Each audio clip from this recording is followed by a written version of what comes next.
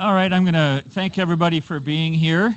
I have the pleasure of introducing the speaker for today, Dr. John Holash. Many of you will know John because of his role taking care of the computers in the Human Performance Lab. And Benno was just asking me how long has John been working on his PhD. And officially he started 7 years ago and he defended this year. I'm sure it would have been much faster if he hadn't had to take care of Benno's computer during that time. But John has actually been around the university since 1986. That's when he started his undergraduate degree, his first undergraduate degree in biology. And then he did his undergraduate degree in kinesiology, specializing in outdoor pursuits. And actually followed several career paths before coming back to do a master's degree, which he started in adapted physical education and then changed to study looking at power output in cyclists. Big change, but finished that in 2000, I think. And then for several years he was working full-time in the university in kinesiology, taking care of computers for everybody. And he continued to do that while he was doing his PhD. And so that was a big draw on his time. And what he's going to tell you about today is the result from the PhD, which was a computer simulation of excitation-contraction coupling in skeletal muscle. And so here's the title, Three-dimensional Stochastic Computer Model of the Skeletal Muscle Half Sarcomere. And I'm sure there's some calcium in there somewhere. John. Absolutely. Thank you very much, Brian.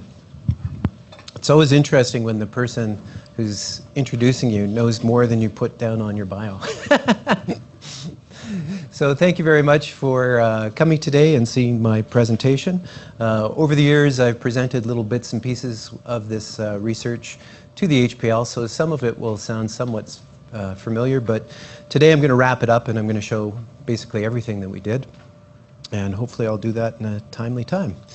So I do have a history of modeling, and this was kind of alluded to in the introduction. For a number of years, I was an outdoor guide, and I taught river kayaking and heli skiing and all of these different things. And at that point in time, I really started to rely on various different types of models to explain things to people.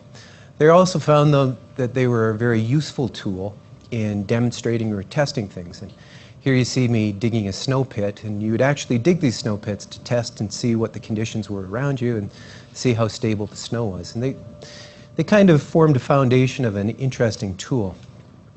Through that time, I also found that I would look at nature and I'd think, you know, there's really interesting things hidden in the laws of nature. Now, why do things sometimes of completely different scales, of completely different sizes, why do they have the same sort of structure, right? And how can they?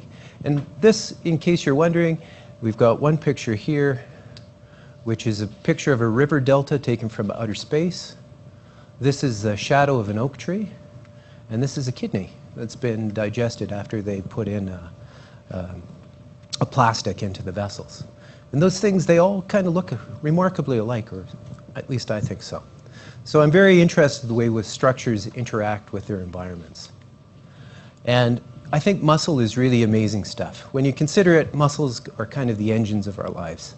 They allow us to do all sorts of different things. They allow us to do very strong movements. They allow us to do very controlled movements. We can do things that require precision and speed. We can do things that require very fine motor control. And it's all muscles that enable us to do this. Now, I'm going to go through a quick overview of muscle structure, realizing that not everybody here is a muscle physiologist. So muscle has one of these very interesting structures, and it repeats its structures on many different scales. So you start out here with a large muscle, and you can see that in this very large muscle, we have a fascicle, and in that fascicle, there's a bundle of muscle fibers in there. And if we just look at that little tiny muscle fiber and we expand it here, we see that, again, a muscle fiber is a bundle of myofibrils. And then we get to what a myofibril looks like. And a myofibril has a number of these different sarcomeres, which are right here, all aligned in series. And so for today's talk, I'm going to be just focusing on this little tiny, this is the tiniest engine of the muscle. And actually, I'm going to be talking just about a half of it because it's the same on both sides, or we assume that. So I'm also going to go over a quick overview of what EC coupling is. EC coupling is the process for which our muscles are activated. And what happens is we get an electrical stimulation from the nervous system. That electrical signal is transmitted down these tiny little T-tubules. It's picked up as an electrical signal by what's called a dihydropyridine receptor. The dihydropyridine receptor is coupled to ryanodine receptors, some of which are directly coupled to the dihydropyridine receptor, some are coupled to other ryanodine receptors. And when they receive that signal, the ryanodine receptors open, calcium flows out from the SR, and it flows over to interact with various aspects of actin. And what we're really interested in is when it binds with a protein called troponin C. When it binds to troponin C makes a structural change.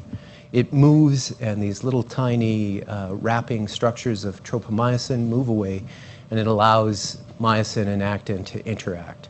So that's why we're interested in looking at calcium diffusion inside a sarcomere. So when we started off, we had a number of different goals, and so I'll run through those with you right now. The first was that we wanted to model filament spacing, and we wanted to see how that spacing of the filaments changes as muscles change their length. The sarcomeres are isovolemic, so the volume always stays the same, but their dimensions, of course, change, and that's what allows them to work. So from there, we thought, once we've developed this framework for how the interfilament spacing changes and how to arrange all the filaments, can we build up a whole model of the sarcomere and how it works, and then can we use this incorporating the filament lattice. Then once we've got that model working, can we then change that model, make it a little bit longer, make it a little bit shorter, see how changes that result in the filament lattice spacing and also the spacing of the structure, how they affect diffusion. And then finally, look at something completely novel, like how does the position of where calcium is released change? And that changes actually depending on if the muscle is amphibian or mammalian. But how does that change alone affect the way that calcium diffuses through the system? So whenever we start talking about muscle structure, we have to pay some respects to Hugh Huxley, who is a really amazing muscle physiologist of the 20th century. He did a lot of work very early on with high-resolution electron microscopy. And he, along with Andrew Huxley, suggested the sliding filament theory, which is that we have thick filaments and we have thin filaments, and those filaments slide across each other to cause muscles to contract. Now, along with this, he also noticed that all of these filaments inside a myofibril have a unique structure and arrangement. And that structural arrangement is repeated all through the muscle. In these hexagonal patterns, we see the thin filaments surrounding the thick filament in a hexagonal pattern. And then we also see the thick filaments that surround thin filaments in a hexagon. And this pattern repeats all through the myofibril. So one of the nice things about repeating patterns is quite often you can use math, and you can use the math to kind of hack the system. And we did that here using some very simple geometry, and we're able to figure out basically an equation that related sarcomere length, so how long the muscle is, to exactly what that filament spacing would be. Most importantly, what the distance between two myosin would be at any point in time, and or what the distance between the center of an actin and the center of the myosin was. Now, that was the first part of the equation. The second part was actually making a structural model. And we're kind of fairly lucky these days in that a lot of excellent work has already been done with X-ray crystallography, and they've resolved a number of the protein shapes.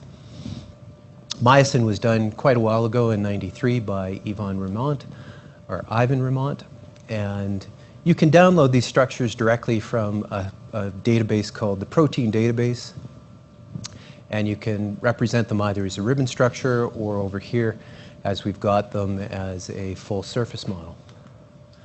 So doing that, and then using the latest information that we've got about how the filament is actually arranged, because you can't use X-ray crystallography on whole polymer proteins, just individual parts.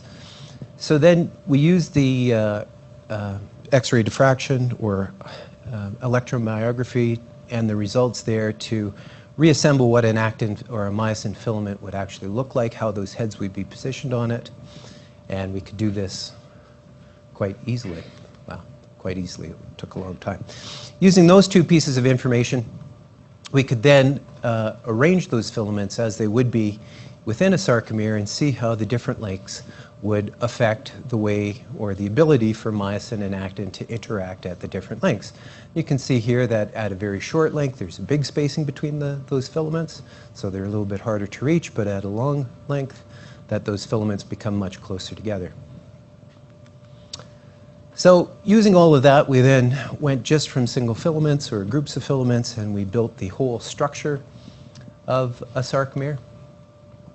And at this point in time, I'm going to introduce something that's often a question is that people have asked, and they said, why haven't you just stuck with using an ordinary differential equations model for doing this? They've been used very successfully. They're very powerful. We know how to do them. They've had good results. And they are. They've been very useful.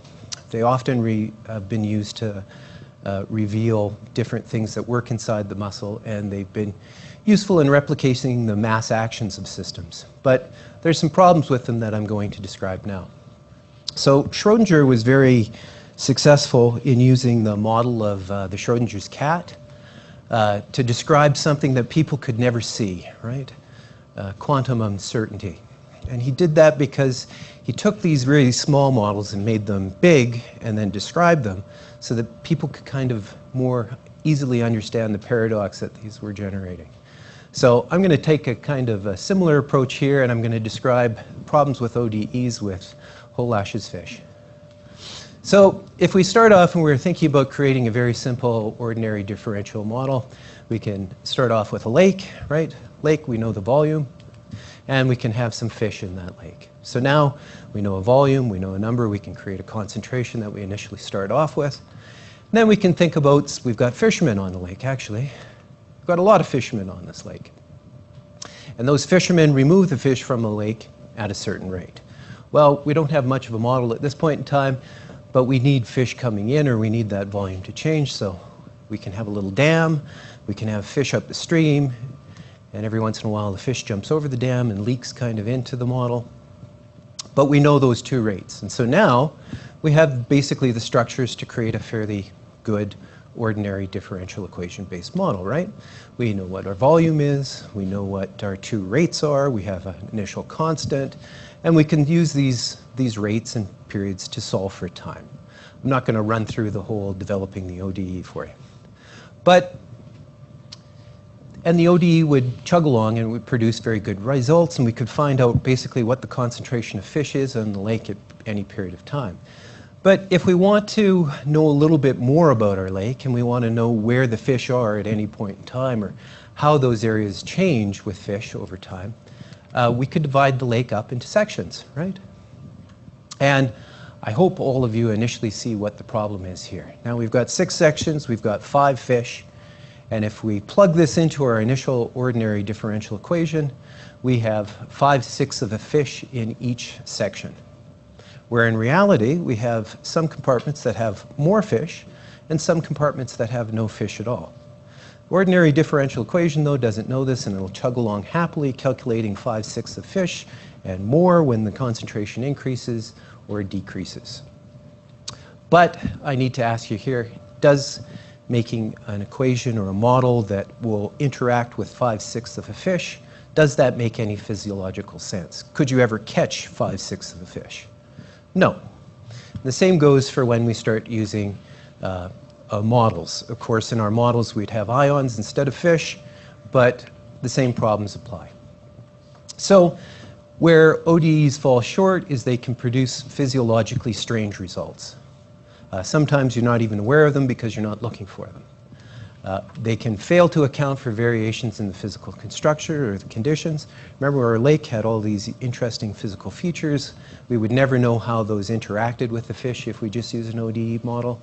They can lead to over or underestimating reaction rates, right? If you can think back upon that picture, sometimes we had fishermen that were in positions where they could and couldn't connect to the fish, and so the model would tend to over or underestimate it, especially if we solve for the rate at which fishermen were pulling fish out of that lake.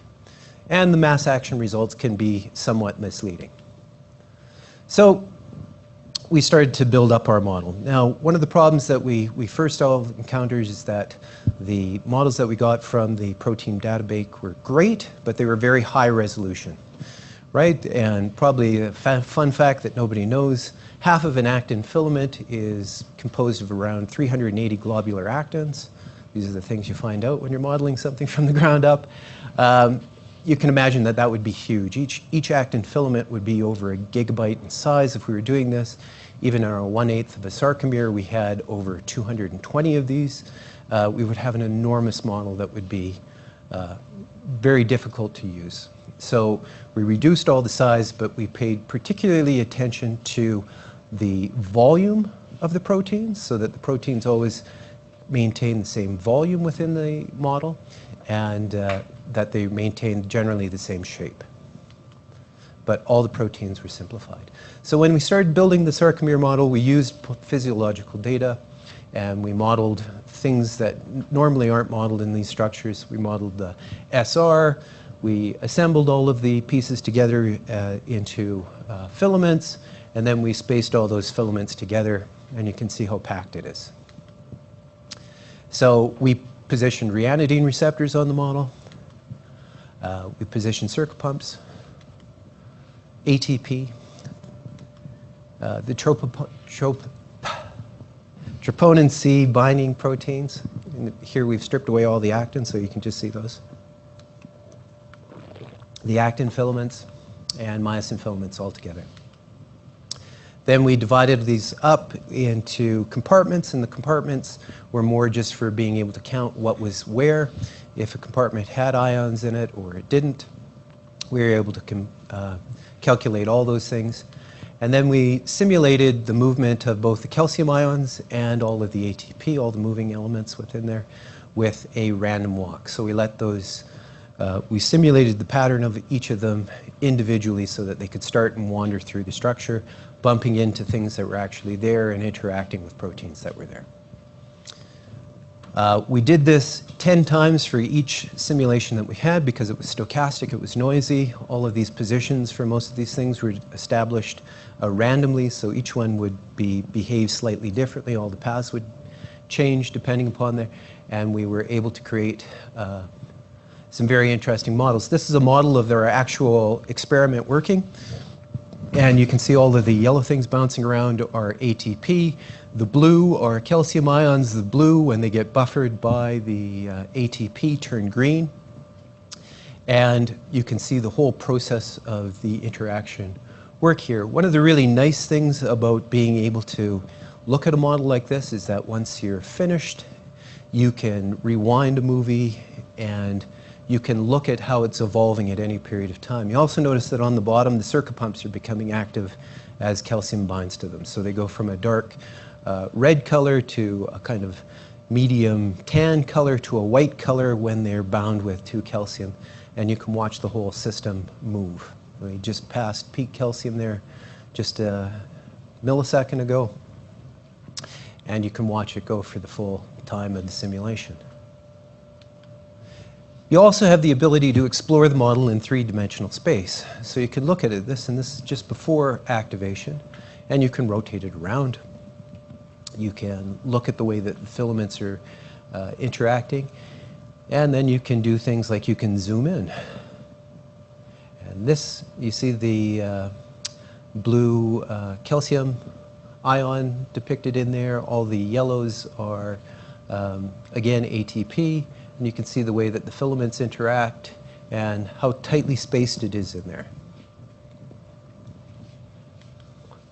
You can also do this, but you can strip away some of the proteins so that you can see things a little bit more. So here I've removed almost all of the myosin and actin except for the ones that you see there for reference points. I've left, these are all troponin C binding locations that would be attached to the actin. And they change color as they're bound with calcium. So they go from a bright pink to a dark purple. Dark purple is when they're bound with 2 calcium ions, and they're a red when they're bound with just 1. And you can explore where along their length that they're bound the most. And you can see that in this particular model, the bright purple is right in the center. That's where the calcium is released, and it gets more red towards the edges. But you can see some of those relationships that occur there by exploring it this way.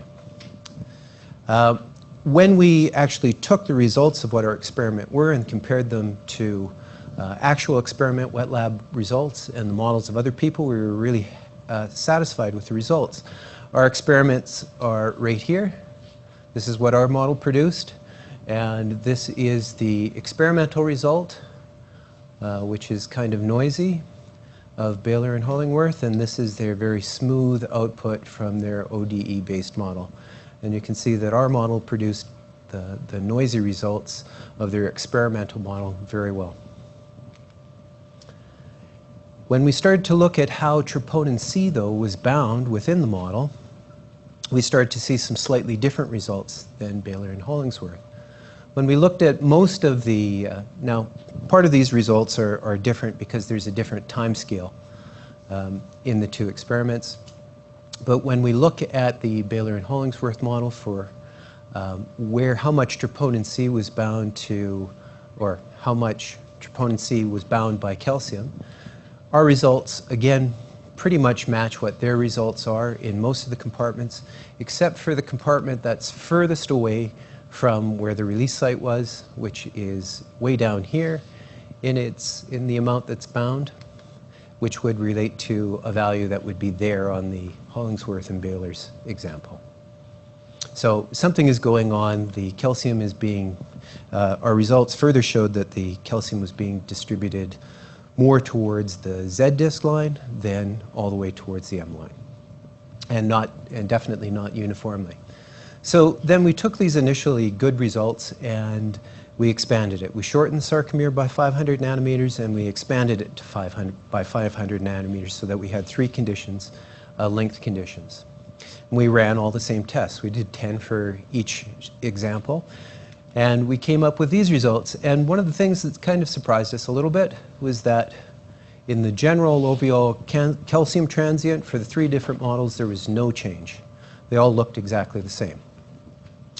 However, when we started to look at the way that calcium bound to troponin C or troponin C bound calcium, we started to see a bit of results. Now, the eagle eyes of you have noticed that already that at our longest length here, 2.8, that we lose compartment number 4.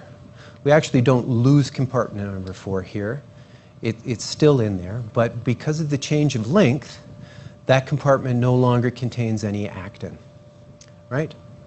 So it wasn't involved in the results. But the actin that would have been contained there, right, which is represented, oh, that's another point. I wandered on my topic. One of the big things we saw was a change in the rate, right, at which actin or which troponin C bound calcium.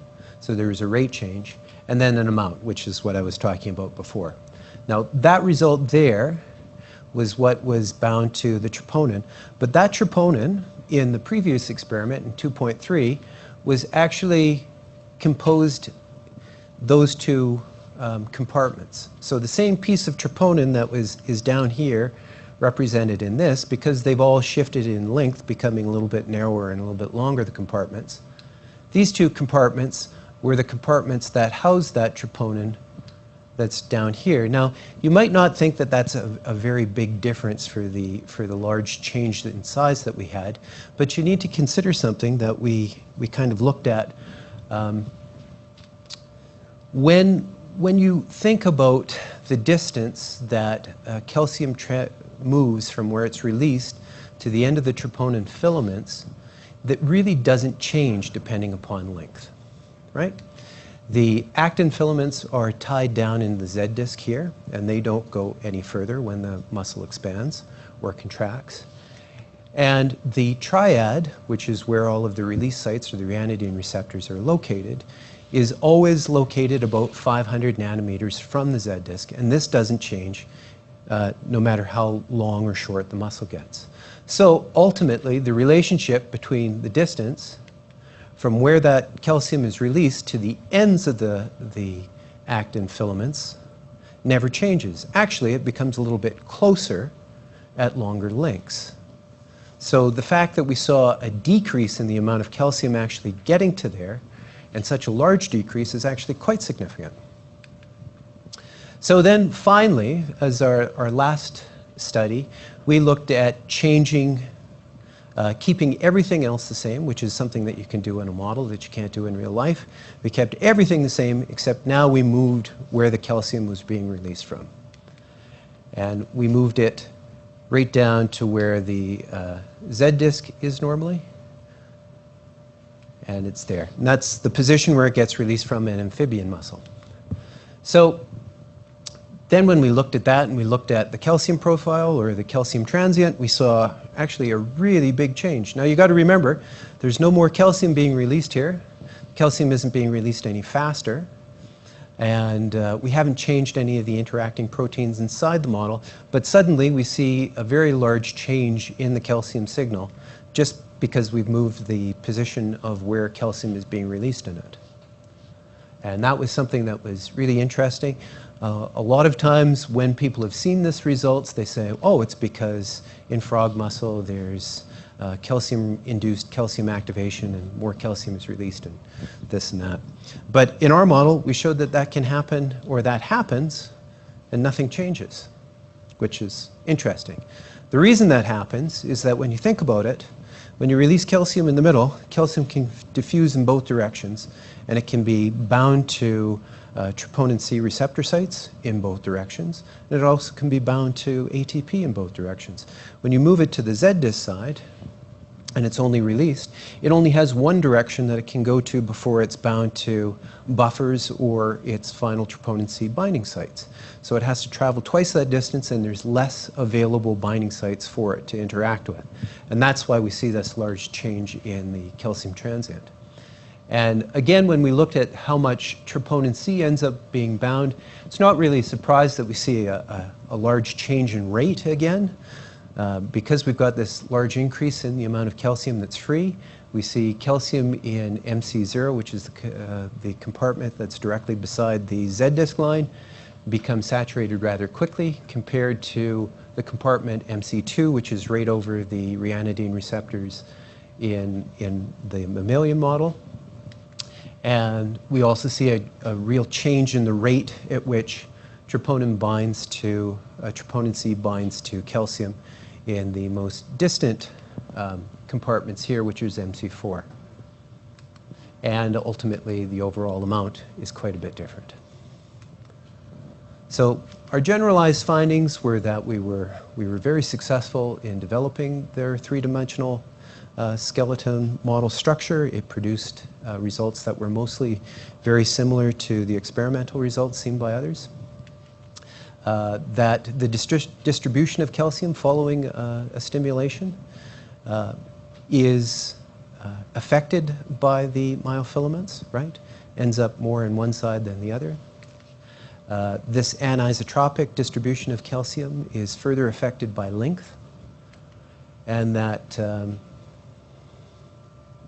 I just said that, and that changing the position of the triad from mammalian position to the position where it is in amphibian muscle can greatly alter the calcium concentration that you see in your results and overall binding of calcium to troponin C. Thank you all for attending. I'd like to take this time to really extend extra thanks to my supervisor, Brian, who stuck with me for all of those years of working on this, and it was quite a long time. Obviously, my wife and the Macintosh group for having to listen to talks on calcium and calcium modeling more than really any human being should have to. And generally, I'd also like to thank the faculty, because the faculty allowed me to finish, and they provided me a great amount of encouragement to finish, and I wouldn't have been able to do it without that. Also, ultimately, I'd like to thank the people that developed the MCell program, NSERC for some funding, Blender, who allowed us to use their 3D development tool for free software. It's the way to go. And Compute Canada, which provided us with the compute resources, allowing us to run 46 different versions, or 40 versions of that model at the same time. And they ran for months and months and months. One of the things that I didn't explain in there was that one of those little 7-second clips that you saw there took about between a month to 4 months to run. Thank you.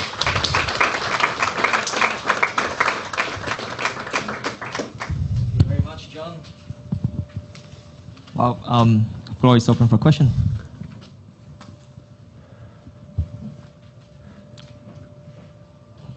Interesting stuff. Thanks, John. What's the benefit in the amphibian muscle of moving the triad close to the Z-disc? I don't know if it's a benefit. It's just something that's there. So it might not be a benefit in the amphibian muscle, but it might be a benefit for the mammalian muscle to have moved it further inward, because then in the mammalian muscle you get a much more even distribution faster. Could be temperature related, could be a number of different things, could be a result of the enzyme activity that's involved in them. Do you see similar length changes in the amphibian muscle, like the distribution effects, or You'd expect on the end with the length and everything else that you have more of a discrepancy between? I didn't do that experiment where I took the amphibian muscle and or the amphibian triad placement and looked at it at different lengths. I just looked at it at one length. I would expect that you would see the same things, especially in the model. You would just get it much more pronounced because the length change impacts that particular setup even more, right? You have a longer distance through a more confined space to diffuse if you're a calcium ion before that you combine the troponin. The really interesting thing is that when we were doing it was discovering that, kind of thinking about that and saying, wow, depending on, no matter what the length, we don't really change the relationship between the distance that something is actually traveling. So that was. So before we proceed, I would like to please, John, can repeat the question. Repeat the question. Yeah, absolutely. Yeah. I should know that. I'm the one that initially requested that. Chris and then Scott. Does the calcium flow differ between different kind of muscle fiber types? So the question is that does calcium diffuse differently in different muscle fiber types? The actual rate of calcium diffusion doesn't seem to be different. It's about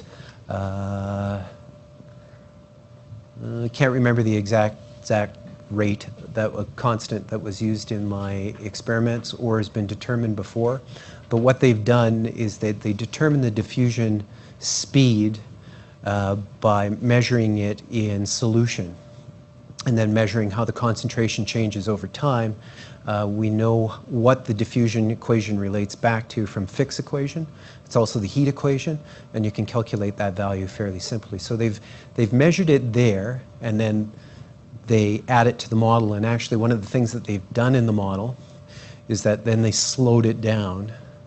And I think that they slowed it down because it was interacting with the filaments, but they didn't have that aspect to add into the equation, so they lumped it into a sum.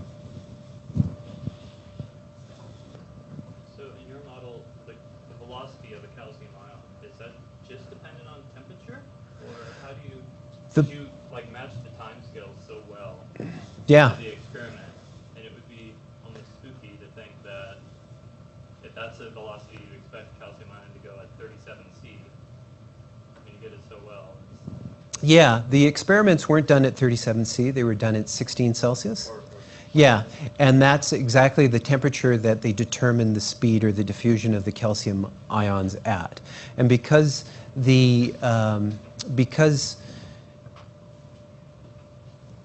so to answer your question, does temperature affect the diffusion of calcium ions in the result. Is that was... In your model, is the temperature what determines the velocity of a calcium ion when it randomly walks? No. In my model, what determines the speed of the calcium ion is the diffusion speed that I put in as a parameter.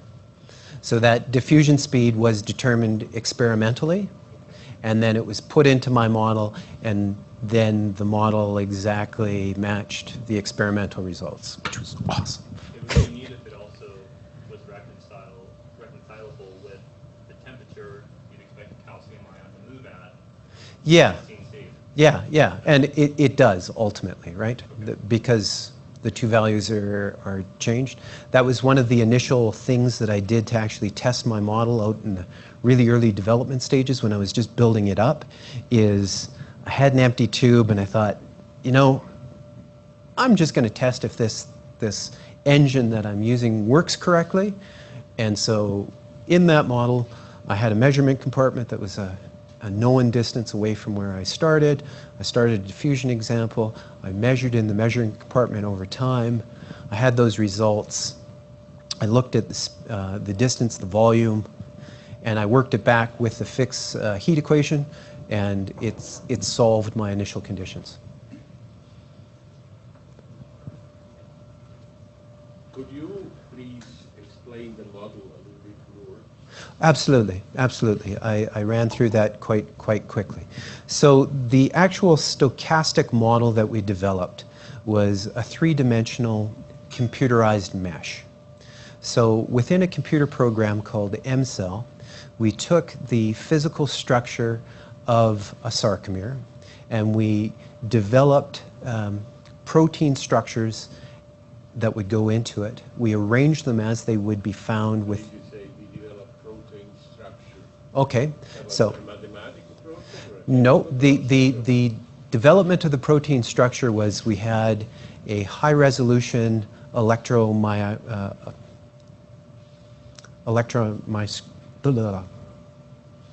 we had a high-resolution picture of it, because my mouth doesn't want to say the other word right now. And so we took that picture, we took the measurements from it, because you can determine the measurements and the structure shapes. Then we downloaded protein shapes that had been determined experimentally that were three-dimensional, and we arranged them so that they were in correct arrangements with the images that had been captured experimentally, so that we had a three-dimensional precise representation of a two-dimensional image. And that three-dimensional structure was a rigid structure? It's a rigid structure, yes. And that is in reality like that? No. In reality, proteins, the more that we find out about them and the more that we do experiments with molecular dynamics, proteins are very, very malleable structures. They're almost spaghetti noodles, right? Despite that fact, you get beautiful results? In spite of that fact, I get really beautiful results at the resolution that we're looking at now. It might change those results as we increase resolution. So you have some rigid structures that are representing certain parts. Yeah. And then so we have this rigid structure that we've got, and then what the model does is it says, where would these protein structures be within this? And we define what that image is, or where that location is, based upon the imagery. And then the model populates randomly where those protein structures are in that space. Then from there, okay? So you took a model that existed already? No, we built it. So we took the images, we built our model, and we're doing this within an engine. So a computerized engine. So the engine says, I know about how to diffuse an ion, and I do it with a random walk. So somebody's already done that bit of computer programming, of programming what a random walk is in that algorithm. But at the rate I put in, and then it uses the engine or the library in the program software to deliver that result in three-dimensional space. So you put in the Yes. tell How things those, behave. yeah, those certain things behave. And I used parameters that were determined experimentally. And then I ran the model, and it worked perfectly. Worked perfectly the first time? Yes, It's almost unbelievable. it is.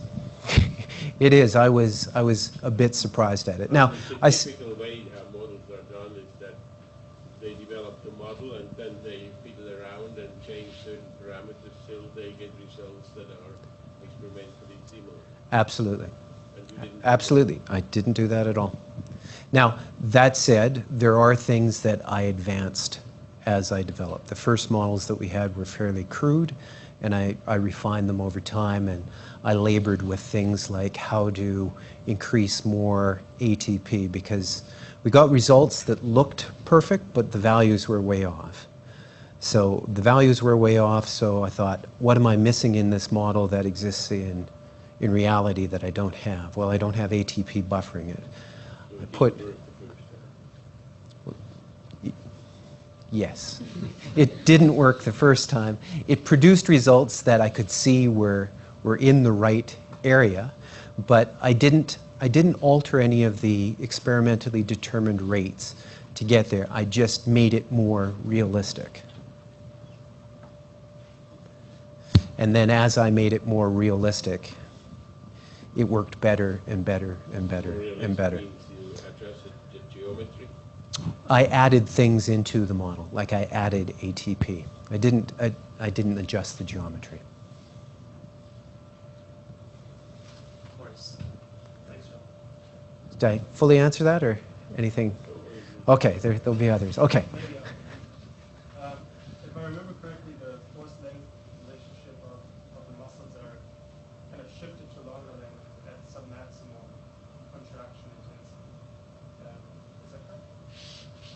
Oh. So I was wondering, if your relationship that you show between the length of the sarcomere and the calcium diffusion and troponin C binding has anything to do with that shift in the force-length relationship? So I'm trying to think of exactly how to answer your question. So I'll rephrase it so people can hear it. So the force-length relationship is shifted. To longer length. The optimum is longer. The optimum is longer. In other words, at a given maximal calcium concentration, the maximum force occurs at a longer sarcomere length than with maximal activation. Oh, so you're talking about a shift in the calcium sensitivity. Okay. Yeah, so there's a shift in the calcium sensitivity. So he's asking if it has anything to do with what you were modeling. Yes. Yes, there is. And it's part of that aspect of that at longer length, you decrease the diameter of the filament. So now, myofibril, sorry. The myofibril and the sarcomere, because now you've got longer, it's maintaining its volume, it becomes thinner, and so the distance to the center becomes shorter, and it can activate those areas that are overlapped. And that's really all that we're really considering when we're talking about developing force, is the areas that are overlapped. Those can bind calcium faster than they would at another period. It's not the binding of calcium that's any faster. No, that's not the binding of calcium is any faster. In other words, no. It's not your diffusion of calcium and binding to troponin that makes it more sensitive to calcium at longer sarcomere lengths. It's the direct interaction between the myosin heads and actin. Well, which that's... you didn't model. No, I didn't model that, but I think also because calcium is going to bind to the troponin C, the rate at which it binds troponin C, especially in the area where it's overlapped, is increasing.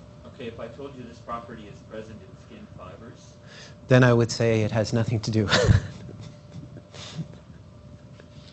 But what I think is actually I think that you've got two things that are producing a greater result, and that you would see if you look at it, this is probably contributing to that result, but pretty small amount. Beneficial overlap between the filaments That the biggest result change is when you looked at the very first slides I had, like within the 10 slides, and you saw that filament spacing decrease, that the ability for that myosin to interact with the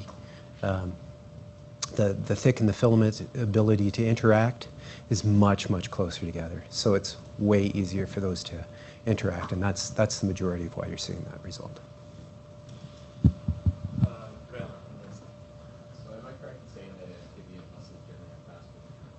Pardon? Am I correct in saying that amphibian muscles really have faster contractile properties than the An amphibian muscle has faster contractile properties than a mammalian. I have no idea. I didn't look at that. So then the fact is it because the fact that the spacing between actin and myosin is closer? It seems like the calcium is changing. I wouldn't say. I know that the ratio also between, like when you look at your sarcomere length to filament spacing ratio, it changes with different species. So that may change, increasing that. But you also have a whole host of other things that change, including the enzyme activities and the different temperatures, right? So you could see a lot of different reasons for that, none of which I really explored.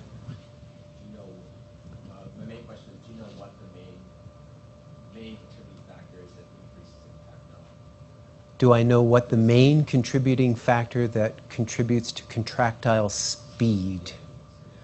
Well, so you're talking about the velocity at which it contracts? Would be, from what I understand, myosin ATPase, wouldn't it? The isoform. Yeah, the isoform of the myosin ATPase, which I didn't change. Following up on what Maurice said, I didn't know that at all, but if it is the lattice spacing that gets closer together, why is it only seen at submaximal contractions? So if Should lattice... it be seen at any contraction if you have a higher probability of attaching the myosin head? Since they're closer to the activation? Well, the thing is that you may lose that information as you're performing the other activity, right? It just might be an information lost kind of access. What does that mean? Well, because you're looking at a much a larger change and you're activating a lot more, you're changing more things than just saying single activation versus continuous activations, right? So that's initial speed of attachment might be lost in the results. I'm not sure. Oh, like the effect is diluted. Yeah. So the effect just might not be as apparent. I really don't know because I haven't done the experiments with that. Not a But good question for the room. It's people that knows yeah, this. would anybody else know? I'm not positive, but I think it has to do with the fact that with maximal activation, of sufficient duration, you increase the mobility of the myosin head anyway, and then the distance doesn't make much of a difference. So with submaximal activation, if you don't increase the mobility of the myosin head, then the closer the actin is to the myosin, the easier it is to interact. And so only with submaximal activation do you see this length-dependent increase in sensitivity. Yeah, I would agree with that. I have one question. Okay. Yeah. I apologize. I'm not No, that's fine. in your field, but from what I understood, are you modeling isometric contractions? I'm not modeling a contraction at all. I'm modeling a single activation to twitch. So, single pulse. Is a twitch. Calcium diffusion, single twitch. So It's not a twitch. It's just diffusion because I don't calculate force. I don't develop the model further where I actually have the myosin heads interact with the actin. I don't calculate what the force that's being produced occurs as a result. Those are things that I'm interested in right now based upon computer speed. I need to wait a little while, or I need to really develop some new algorithms to be able to do that. okay, so now that you said that it's not even a movement, and myosin head and actin, they stay the same, configurations. Is that correct? They don't change in the simulation, but they change when I change the simulation length. What do you mean simulation link? So the length of the sarcomere that I've modeled, Yeah. when I make it longer, Yes. the distance between those proteins decreases. But they do not move during that. The myosin heads do not move during my simulation. Okay, so I'm a bit confused. So how can you use this for future study? Like I presume this is not the one-off study. You're gonna build on this. Yep. For future. Yeah, definitely. The way that we're looking at it right now is we're looking at the way that it's not a kinetic model in terms of the development of force, but it is a model that looks at the rates at which reactions occur. One of the things that we started to see is that the more you kind of change things, the more that the assumed off rate of troponin C is probably wrong in current studies, because within the structural model, those positions are related. One troponin C on one thin filament and a troponin C on another filament are related in space, right? So when calcium is being released from one, you may have, when calcium concentration is dropping, you may have the adjacent protein spot on the next adjacent filament open. And so the likelihood that the calcium will come off of one and go to the other one is increased. Now, models that have been produced before don't have the resolution to be able to see that process. They just incorporate it into a release rate, which is slowed. Now, as you change those models, those parameters become more and more important because they interact less. And so the rates at which those things are being released is probably underestimated right now. So allow me to ask you these questions, very general. Sure. How do you apply this to help the field to understand better in muscle contraction? Well, there's potentially lots of different ways, and when we start looking at understanding rate changes and protein rate changes, right? How they interact. Some of the things that we might start looking at are, for example, now this is very speculative at this point in time, but I'll give you one, is that there's an increased rate for people that have been very, very physically active their whole life to increase atrial fibrillation as they grow older. Right? It's kind of becoming established that very intense exercise over a long, long period of time increases the rate of that you develop atrial fibrillation. Maybe that's a structural change.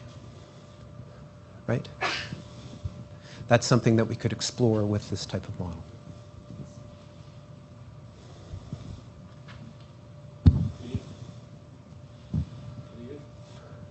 Not really, but I can talk with John later on. Like I said, I'm not in this field, so it's a very deep knowledge for me. Well, it's a... But I have another question if Okay. the audience doesn't have one. I look at your graph on the triad positions in the sarcomeres. Triad is where the calcium is released, right? Yes. Yes. So there is about 500 nanometer from the Z-disc. Always, yes. Right, and then you have the compartments from MC1 to MC4. Absolutely. So MC1 is closest to the Z-disc. MC0 is closest to the Z-disc, Okay. then there's MC1, then there's MC2. I'm a computer science person, so I start counting at 0. I see. So the triad is positions at between MC2 and MC3 or MC1 and MC2? It's right in the far side of MC2, so it's a little bit closer to MC3 than it is to MC1, but that changes in relative position as you extend the Do you filament. mind to pull up the graph? No, not at all. The graph after the amphibians? Yeah. I find it interesting. Absolutely. You know what? I'm going to use the function I tell everybody else. So this one after amphibians? Yes. So I presume the one that you on the So amphibians, top right corner. yeah, amphibians get released at MC0, which is this one, Yeah. which rises the fastest, and in mammalians, it's released in MC2, which is this one, which rises the fastest. right? So you always get the fastest, highest increase in the compartments. And what I also did in these ones is normally I have 3 radial compartments that extend outwards from the outside into the center.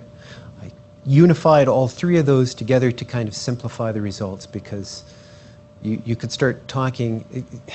I get very, because I know the data very well, I can get very involved in talking about how MC01 changed more than MC02 or MC03 or MC0 middle versus MC side, and it gets very confusing for people. So I tried to simplify the results to make them. That's my question on top right graphs, the Top right? amphibian one. Yeah. So the MC0 should be further away from Nope. from the triad compared to MC1. Is that correct? MC0 in the amphibian model Yeah. sits right at the Z disk, and it's right over the compartment in the amphibian model. So the MC0 here, I can go back to. Oops, nope, that's not going back anywhere. Oh.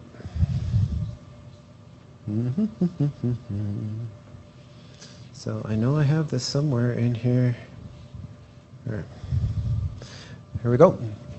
So there's the measuring compartments, right? This is the Z disk side. This is the M-line side. So MC0 is here. So in the amphibian model, the triad is now right here. Right? And in the mammalian model, which this is, you can actually see where those are positioned right here. So at this, I think this was at 1.8, this model that you see. Now it's clear. So why, before I go to Andrew, why is there a difference in positions of triad in different types of animal? I have no idea. Why But is it's nature, interesting, why isn't it? nature builds it this way? I don't know. There's- The other interesting question is that it's also different in the heart, right? In the heart, the triad position is very similar to what it is in amphibian muscle. It's right by the Z disc there. So in the mammalian one, looking at that graph on the right, Yep. if the triad is located at MC2 but closer to MC3, It's actually closer to MC1, yes. Okay, all right, well, that makes sense. Yeah, because when I looked at it here, I corrected my initial assumption, because you can actually see the triad's position right here, and it's very close to MC1. It's not close to MC3. It becomes closer to MC3 at another length, at a short length. At the really short length, it becomes really close to MC3. Is there any other questions for John? One of the really interesting aspects of it is that when we started to talk about percentages, because if you look at it, there's actually quite a bit of the fluid volume that changes as a result of containing these filaments, which nobody else has ever discussed. Right. Just a quick question of curiosity. Sure. What would happen if you incorporated Titan into this? Excellent. That's one of the next steps, right? Because one of the things that we saw is, let me see if I've got a better slide of it here. Let's look at this one. This is amphibian muscle, but let's pretend right now that we don't have the ryanodine receptors here. So what we saw is that when we looked at a generalized experiment, right, it was being released from here. When we saw peak calcium, we saw much more calcium here than we did over here. Part of that was a result because there's much more fluid space over here than over here. But also, right here is where all the titin is, right? Titin connects to the end of the thick filaments and attaches to the Z disc. So it's kind of I've always thought, wow, that's a really intriguing result, that there's more calcium in this area where all the titin is. But it does, I don't know, I would have to model the titin, model what the IG domain's binding But we talked constant about is. the volume difference between myelin Yeah. and titin. Yeah. So how much of an impact on diffusion would you expect titin to have? Fairly minimal. I would affect the actual diffusion of titin. I would expect the effect on the volume to be very small, but you still see more calcium in that titin area. So what's it doing? how's it affecting? And of course, this area becomes much bigger at longer lengths. And you still have more calcium there. Wonderful. I think we can end this seminar today. Thanks, John, again. Okay. Very wonderful talk. Thank you very much. Please come back next Thursday. We have Scott Seibel, PhD student of Dr. Walter Herzog. He will talk about, well, like what John said, that free software is the way to go. He will talk about how freely sharing software is becoming the new norm in scientific community. All right, see you next week.